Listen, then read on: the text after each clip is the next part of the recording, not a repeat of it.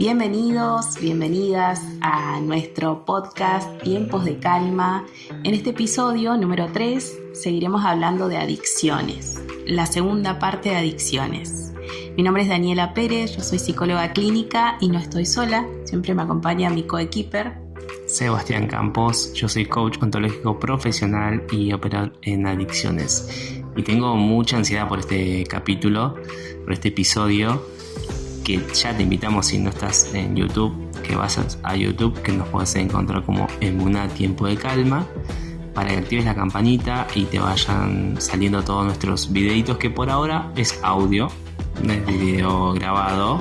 Ya vamos a hacer eso. Y en Spotify, que nos puedes encontrar como Emuná Tiempo de Calma.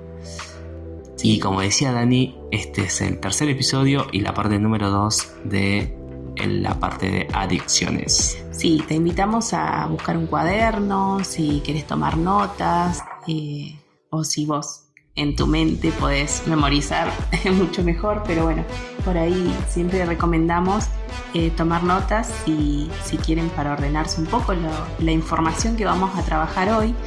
Y también les invitamos a los que no escucharon el episodio anterior a hacerlo, porque bueno, esta es la continuidad de una historia que veníamos contando, que era la de Juan. Una historia de una persona que empezó con un consumo de sustancias desde muy chico, a muy temprana edad, y que eso se fue agravando y fue deteriorando varias áreas de su vida, como la familiar, como la laboral y demás. Pero bueno, escuchá el episodio anterior y ahí lo vas a lograr entender. Vamos a retomar esa historia entonces hoy y vamos a seguir analizando en este episodio particular el tratamiento, ¿no? Porque habíamos quedado en la parte de que Juan reconocía que ya no podía solo, que ya no lo podía controlar el consumo y que necesita ayuda. Bien, entonces Juan pidió ayuda. La mamá de Juan le dice que necesita ayuda y ahí comienza esta búsqueda de pedir ayuda. ¿Por qué decidimos hablar un poco de los diferentes tipos de tratamiento en este episodio? Porque en este recorrido que hemos hecho con Dani, trabajando con diferentes grupos de adicciones y la problemática, nos damos cuenta que a la hora de pedir ayuda, de buscar ayuda, y a la hora de los chicos o las personas que padecen la adicción, hay mucha ansiedad porque no saben a dónde van a ir, qué le van a preguntar, cómo es. Hay mucha desinformación y les genera muchísima ansiedad, y eso provoca muchas veces que no lleguen ni siquiera a la primera entrevista. Es uno de los factores. Vamos a hablar. Cualquier otro espacio que queramos comenzar, no sé, como el gimnasio, como cualquier otro espacio que nos da cierta resistencia a lo nuevo, ¿no? O ese cambio que no queremos hacer por no enfrentarnos a un espacio que no sabemos de qué se trata. Tal cual, y lo entendemos también, porque vas a ir a hablar con un desconocido que no conoces de tu vida y de las problemáticas que tienes en tu vida. Pero bueno, es parte del proceso. Por eso hoy vamos a hablar un poquitito, vamos a tratar de despejar la mayor cantidad de dudas, por si vos estás en este momento necesitando ayuda y estás esperando un turno o tenés una entrevista. O simplemente tenés el número de algún centro, de algún programa y no te animás a escribir. Queremos llevar un poquito de calma para que puedas entender cómo es el proceso y qué es lo que van a hacer a grandes rasgos, y puedas tener un poquito más de seguridad a la hora de ir a la entrevista. O también si sos un familiar y tenés alguna problemática con algún familiar o amigo y necesitas buscar el lugar y bueno, no sabes bien qué puede ser la mejor opción. Bueno, hoy vamos a hablar un poquitito del otro lado, de lo que muchas veces no se sabe. Vamos a comenzar con los tipos de tratamiento que hay. Hay muchísimos tipos de tratamiento, pero estos serían como los generales, por así decirlo. Sí, por ahí los más usados, acá por lo menos en nuestro país, y hablamos de tratamientos, vamos a mencionar 3, ¿no? Y vamos a empezar hablando con un tipo de tratamiento que se llama hospital de día o centro de día. ¿En qué consiste un poco, Seba? O casa de día también, porque muchas veces son lugares casa. Cuando hablamos de hospitales, a veces no son como hospitales como lo que conocemos, sino a veces son casas grandes y se generan como espacio, tal cual. Bueno, cuando hablamos de una casa de día o un hospital de día, es un espacio en donde las personas tienen un horario de entrada, puede ser mayormente es a la mañana, temprano, y tienen un horario de salida. Puede ser a la tarde-noche o a la noche. Entran en un horario de la mañana y están todo el día en el espacio, en el lugar. Y en ese día a día tienen diferentes tipos de actividades. Tienen talleres lúdicos, tenés terapia individual, tenés terapia grupal, tenés talleres de distinta índole, parte física también. Es un lugar, es como una escuela de entrenamiento, por así decirlo. Claro, hay un acompañamiento interdisciplinario donde la persona lo puede acompañar un familiar, un amigo, a dejarlo a la mañana y después lo puede pasar a buscar tranquilamente a la tarde. Tal cual. ¿No? Y son espacios que normalmente está diseñado para aquellas personas que tienen un consumo en donde no pueden mantener una vida funcional. Ya la mayoría han perdido el trabajo o lo han suspendido. Entonces el día a día afuera de ese espacio se le complica. Sí, o también hay deterioro cognitivo por tantos años de consumo. Eso se va a evaluar, después vamos a ver cuál es la evaluación previa que se hace para decidir o aconsejar a la persona que se acerque a cuál tratamiento o dispositivo. Tal cual. Pero bueno, ese es uno, a grandes rasgos. Y después tenemos otro tipo de tratamiento, que es medio parecido, pero no es igual. Claro, este hospital de día o centro de día sería como un centro intensivo ambulatorio, tal cual. ¿no? Y ahora vamos a hablar del ambulatorio en sí, el programa ambulatorio, más conocido. Programa ambulatorio. Bueno, el programa ambulatorio es un espacio que no es todos los días, puede ser 1, 2 o 3 veces por semana, en un determinado horario. Que puede ser 2 horas, 3 horas, dependiendo de cada dispositivo, de cómo lo vayan a abordar. Pero es un espacio que tiene hora un poco más reducida y normalmente son espacios que están diseñados para la persona que puede mantener cierta funcionalidad en su vida cotidiana. En muchos casos trabajan, pueden darse estos horarios, pero mantienen un trabajo, mantienen una vida, una red de acompañamiento, una red familiar activa. Entonces, estos espacios están diseñados para, dependiendo del grado de consumo que tenga la persona. Sí, hay mucho énfasis al trabajo grupal, ¿no? Es importante en el tratamiento ambulatorio el grupo, y ahora vamos a ver un poquito más con el caso de Juan. Nos vamos a detallar un poquito más, ahora lo estamos como nombrando. Sí, pero bueno, hay conciencia del problema, la persona es consciente que tiene un problema y quiere acompañamiento, por eso se recomienda este tipo de tratamiento. Existe una red de apoyo también que acompaña, porque vamos a ver después cuál es la importancia de la familia dentro del tratamiento. Y no hay riesgo severo o no se evalúa algo más grave. Tal cual. Y después tenemos otro tipo de tratamiento que sería como la última opción también, que ya es cuando es un caso un poco más complejo. Bien, y son conocidas como las comunidades terapéuticas o internación, ¿no? Y cuando hablamos de internación también solemos asociarlo a un hospital, ¿no? Pero en este caso es una comunidad que puede ser un espacio de una chacra, un espacio de una casa acondicionada, un edificio que está acondicionada para alojar a la persona, pero ya de manera continua, permanente, ¿no? Que está por un tiempo bajo ciertas condiciones y demás, de cierto encuadre dentro de la comunidad, pero por lo general la persona no sale de ese espacio, a no ser que tenga visitas pactadas o salidas pactadas. Tal cual, cada comunidad tiene sus reglas y su encuadre, pero bueno, es un lugar donde tendrían que estar monitoreados 24 horas por operadores que trabajan en el lugar, asistencia psicológica y psiquiátrica, enfermería también. Entonces son espacios donde la persona convive 24 horas con otros usuarios o con otras personas que padecen en la misma situación. Y es importante destacar de estos espacios que normalmente sí hay visitas pactadas, o sea, tienen reglas que son como muy estrictas en algunos aspectos, que son necesarias para el tipo de tratamiento que se está llevando adelante. Hay visitas que no es que vos podés tener una visita constantemente, se pactan horarios, llamadas también, bueno, hay como cierto control. Pero esos serían los 3 tipos de tratamiento, o más conocido acá en Argentina al menos.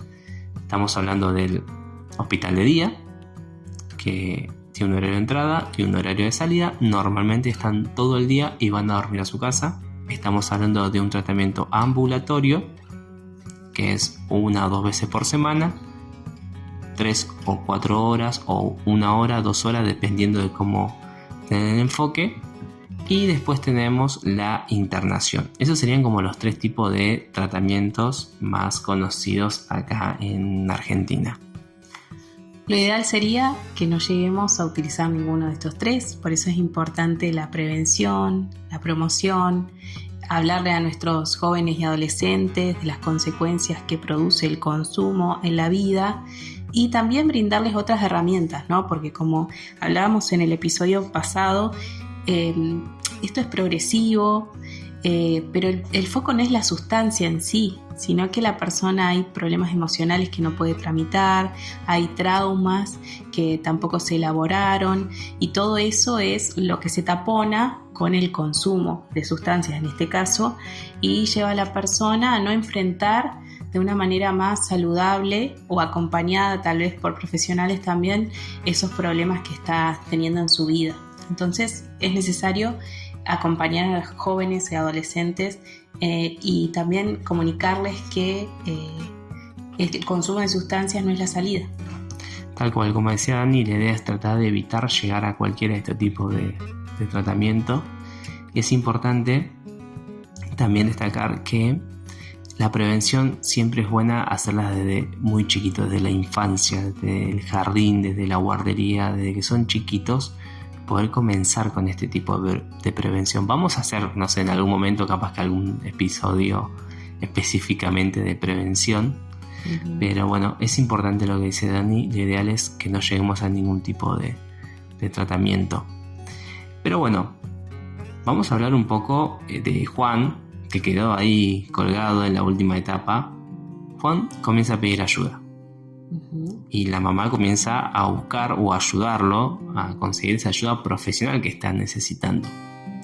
Bien, y el primer paso en la búsqueda de este tratamiento es reconocer que no se puede solo, que ya no se controla, como se decía en algún punto, porque ahí en algún punto en ese consumo la persona suele decir yo lo controlo, yo lo manejo, no pasa nada, lo dejo cuando quiera, pero transcurrido el tiempo se van dando cuenta que no es tan así, ¿no?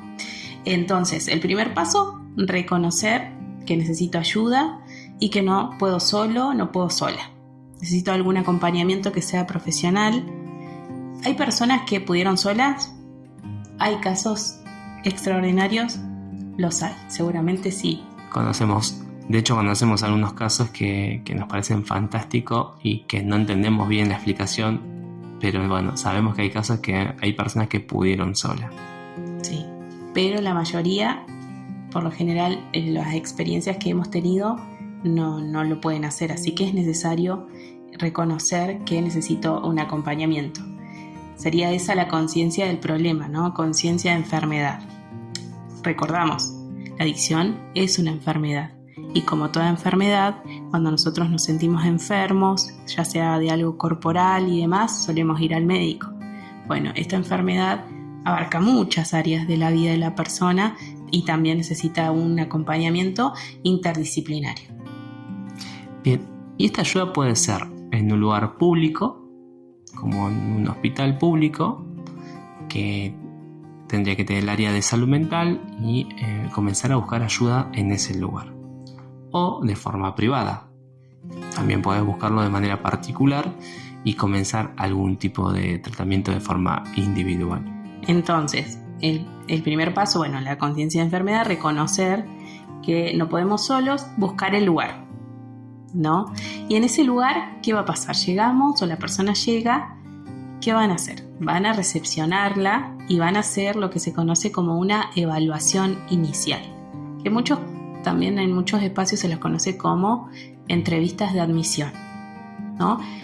Nosotros con SEBA preferimos llamarlo evaluación inicial o entrevista de evaluación, para evaluar el problema que trae la persona, cuál es el mejor tratamiento o el tratamiento más indicado que se le puede transmitir.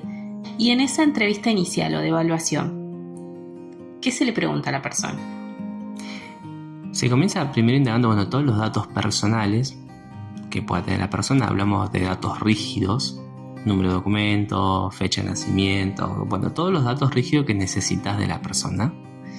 Y después empezás a indagar un poco más sobre el historial de consumo, cuándo fue la primera vez que consumiste. Empezás a recopilar un montón de información que son necesarias para poder identificar qué tipo de tratamiento puede llegar a ser el más adecuado. Es como un pantallazo general de la vida de la persona, por así decirlo.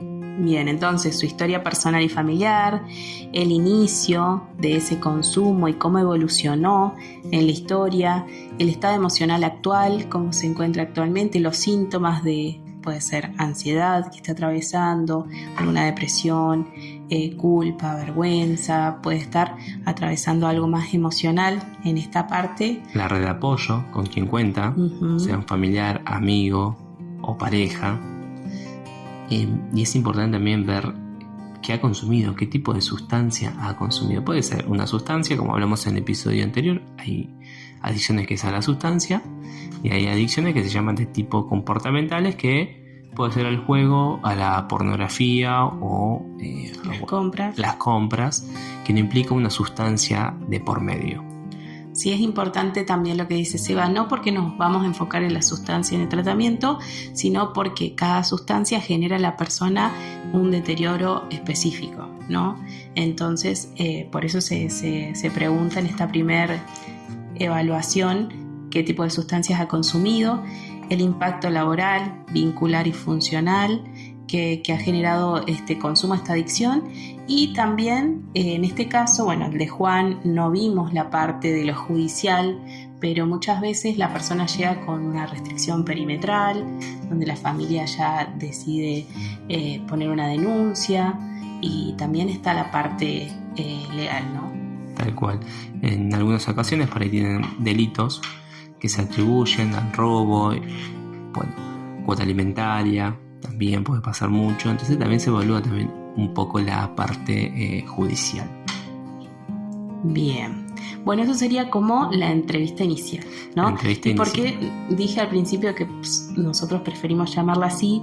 Porque cuando hablamos de admisión, la persona se puede sentir admitida en algún tipo de tratamiento y tal vez no es en ese momento todavía admitido, porque se le indica, y ahora vamos a ver un poquito más, tal vez consultar primero con el médico psiquiatra antes de ingresar, por ejemplo, en un programa ambulatorio. Y esto es importante decirlo porque si no se genera a la persona cierta esperanza y tampoco queremos también hacer perder tiempo a la persona si no la podemos alojar en ese espacio porque no es el más adecuado. Tal cual, y es importante que la persona que vaya a consultar al espacio vaya entendiendo que no va a ser juzgado, que no vamos o no se quiere saber de su vida por saber de la vida de la persona, y que es importante que sea transparente y sincero en esa primera entrevista. Es como una conversación, es como una charla en donde básicamente hablamos de tu vida y cómo fue el proceso de tu vida. Bien, vamos a empezar entonces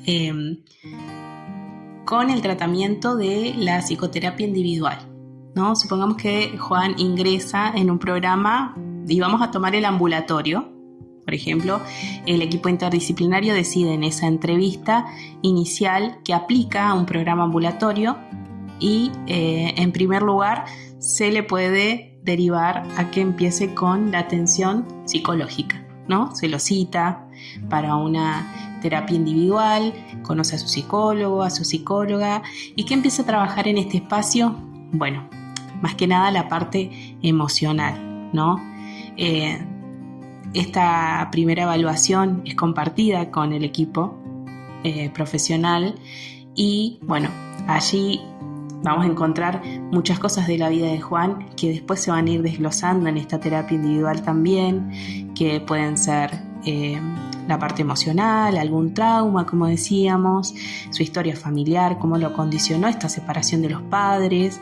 Trabajamos eso, cómo también se resignifica la separación de los padres con su separación y empieza también Juan a aumentar su consumo nuevamente cuando se separa. Bueno, se pueden trabajar muchas cosas, los factores predisponentes, la culpa que siente, la vergüenza, el aislamiento que está teniendo actualmente, la autocrítica también se elabora, no se trabaja también brindando herramientas y demás, la prevención de recaídas, su entorno social. Bueno, hay un montón de cosas que se pueden trabajar en este caso con Juan en la terapia, de acuerdo a lo que él traiga también. Tal cual. Entonces recordamos que el punto número 1 comienza con su terapia individual, por así decirlo, con su psicóloga o psicólogo en este espacio, que es un espacio seguro y confidencial también.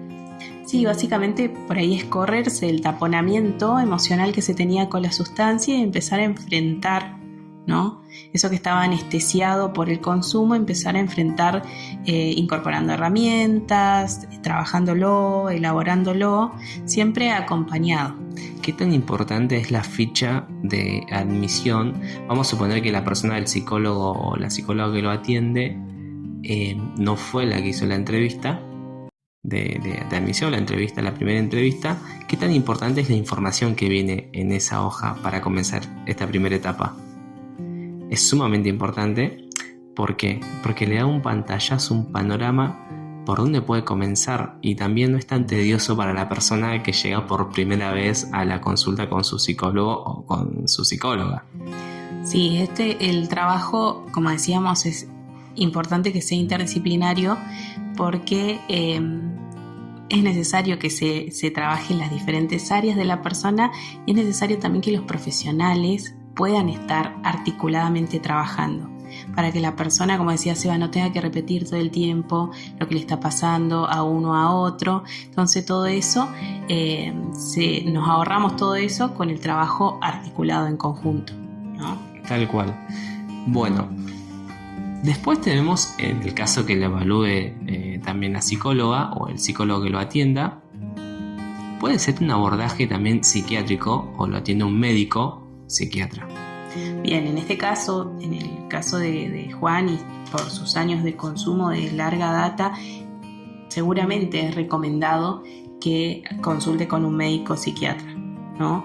¿Qué hace el médico psiquiatra? Como decíamos, el médico psiquiatra no es lo mismo que el psicólogo porque es un médico que después se especializa en psiquiatría y el médico va a evaluar, por ejemplo, la falta de regulación de sueño, porque por lo general una persona que tiene una adicción no duerme de noche, suele tener el sueño cambiado, duerme muy poco y eso también se ayuda, tiene la ayuda desde la medicina con algún regulador del sueño, inductor del sueño.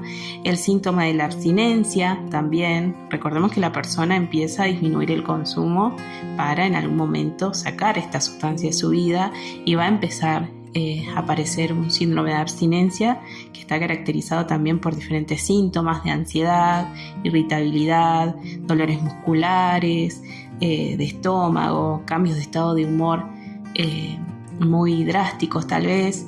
Y la familia también que convive con él, o el acompañante en este caso, también acompaña esos síntomas, ¿no? Por eso después vamos a ver cuál es la importancia de de la familia en este caso.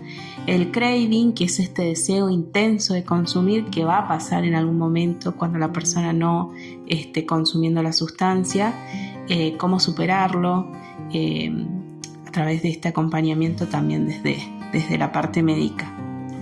Bueno, entonces es importante entender que el médico psiquiatra evalúa y está abocado a la parte farmacológica del tratamiento, por así decirlo. Exacto. Supongamos una persona que está dejando de consumir harinas, ¿no?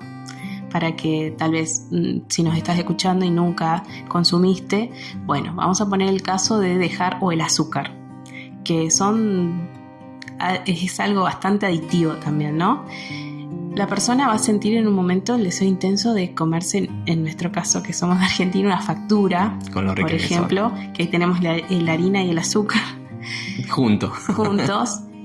¿Cómo hace la persona en ese deseo intenso que se podría denominar el craving de querer consumir una factura? Bueno, salir a correr, me como una fruta, tomo agua. Bueno, son distractores de este deseo intenso de consumir, ¿no?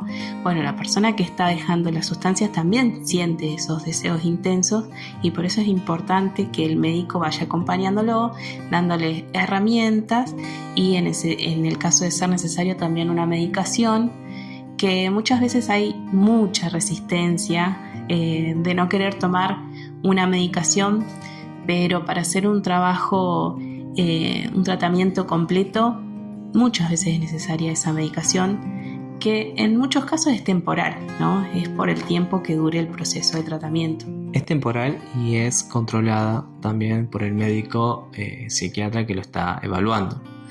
Y es importante también destacar que no solamente la parte médica, sino también muchas veces mandan a hacer estudio de sangre, estudio de diferente índole, porque la persona cuando lleva un tiempo de consumo, un tiempo prolongado, obviamente que comienza a afectar la parte física de la persona. En muchos casos tiene muchos problemas en lo dental, muchos problemas en la parte nasal. Entonces se comienza a hacer una serie de estudios para evaluar físicamente a la persona y saber o poder ver que no haya alguna otra enfermedad que haya desencadenado por los años de consumo que la persona tiene. Entonces es importante desde este lado también ver al médico psiquiatra. Bien, también tenemos, punto número 3, el grupo terapéutico.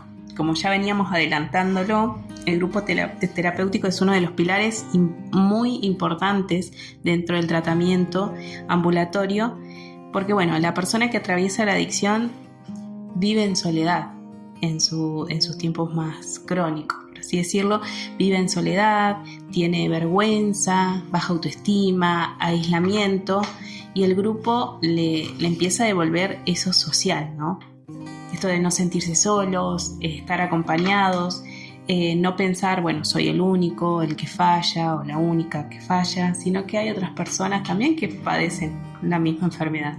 Tal cual, y en estos grupos terapéuticos hay como una retroalimentación. Se van contando algunas situaciones, cada grupo terapéutico tiene su dinámica también. Hay temas que son guiados, hay otros temas que son más espontáneos, pero bueno, la persona también comienza a entender que no es el único que le está pasando esto y que a veces lo que le sirvió a otro a vos también te sirve. Entonces comienzan como a obtener herramientas de un otro que le ha servido para poder afrontar o poder hacer más llevadero los tratamientos o los procesos que está atravesando. También estos grupos ayudan a quitar un poco la vergüenza. Hay muchos tabú dentro de los grupos de adicciones y está esta vergüenza constante. Estos grupos ayudan a mermar de alguna forma la vergüenza que a veces socialmente la llevan impuesta. Sí, también se trata, creo, de sobrellevar la carga entre todos, ¿no? Porque muchas veces lo que hace es fortalecer la motivación para el otro. El ver a otra persona cómo ha superado las dificultades, por ejemplo, el síndrome de abstinencia, también motiva a la persona que por ahí le cuesta más o es más nuevo dentro del grupo. Entonces es como un espejo, ¿no? Que ayuda también.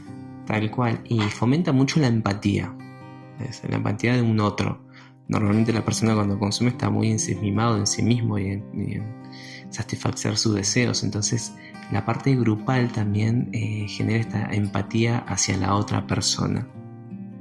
Y de alguna manera se genera esta sinergia entre las personas que participan del grupo, que ayuda a sostener y hacer que el proceso sea más llevadero. Y comienza también a aprender a gestionar un poco más sus emociones dentro del dispositivo grupal. Bien.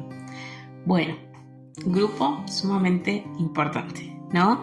Y por último punto, porque así no nos extendemos más, el trabajo con la familia y red de apoyo, que es algo también que es muy importante dentro del tratamiento. En este caso de Juan, la que lo acompaña, suponemos que es la madre, ¿no? Que es la que le dice o le sugiere que busque ayuda. La madre va a acompañar ese familiar que el equipo interdisciplinario toma como referente. En este caso, bueno, si lo trabaja un psicólogo social o un terapeuta de familia, va a tener como referencia a la madre, va a tener su número de celular, seguramente van a tener sesiones con la madre para poder orientar, para poder acompañar, para poder trabajar también todo lo que a la madre le atraviesa en cuanto a esta adicción del hijo, para comprender ella también lo que es la adicción, acompañarlo sin culpabilizarlo, juzgarlo, establecer límites, que esto es muy importante que la familia o el que acompaña lo aprenda, para no caer o terminar cayendo en la codependencia, que es otro capítulo que podemos tratar en otro episodio, cómo la persona que acompaña a una persona que está en consumo, en adicciones, termina enfermando también, ¿no? Cómo resguardarse de eso y poniendo los límites que son necesarios. Tal cual, y comienza también a entender cómo es trabajar o cómo es hacer llevadero el día a día con la persona que está en un proceso de dejar de consumir o en un proceso de dejar la adicción. ¿Por qué? Porque la persona atraviesa muchísimos cambios de humor, de ánimo, y para la familia es difícil hacer llevadero el entorno familiar con esos cambios tan repentinos. Bueno, aprenden a convivir y aprenden a hacer llevadero esos procesos. Bien, y si no tiene algún familiar que acompañe, ¿dónde buscamos esa red de apoyo? Bien, esa red de apoyo, en el caso particular nuestro, la verdad que hemos tenido muy buenas experiencias con diferentes congregaciones, porque la mayoría pasa o tiene contacto con alguna congregación, y la verdad que hemos tenido muy buenos resultados. Congregación, estamos hablando de iglesias. De iglesias, tal cual. Y la verdad que hemos tenido muy buena articulación con diferentes iglesias y han sido una gran red de apoyo para el familiar. Muchos están trabajando con alguna iglesia, participan en alguna iglesia o en alguna ONG y demás, o es algún vecino que lo conoce de chico, y esa es la red de apoyo. Si no tiene un familiar directo, la red de apoyo es muy importante comenzar a buscar sobre donde él se ha sentido cómodo y sobre los espacios donde ha pasado. Pero bueno, por eso es importante también que las iglesias estén abiertas a poder trabajar con la parte profesional, ya sea psicólogo, psiquiatra o grupos terapéuticos. Bien, y se nos pasó el tiempo. Se nos pasó el tiempo para no extender más este episodio de adicción, la segunda parte. Vamos a dejarlo hasta acá y en el próximo episodio, que vamos a hacer el cierre, vamos a hablar un poquito más de la prevención en recaídas, ¿sí? Y la reinserción sociolaboral también cuando el tratamiento va más avanzado. Tal cual. Para cerrar este episodio, recordemos que en el episodio anterior hablamos de lo que significa la palabra adicción, que es básicamente sin poder hablar. Y para arrancar cualquier tipo de tratamiento, lo primero que tenemos que hacer es reconocerla y comenzar a hablar. Así que es necesario que entiendas que en todo este proceso vas a tener que hablar y expresar. Y aunque te cueste, lo tenés que hacer. Bien, te esperamos en el próximo episodio.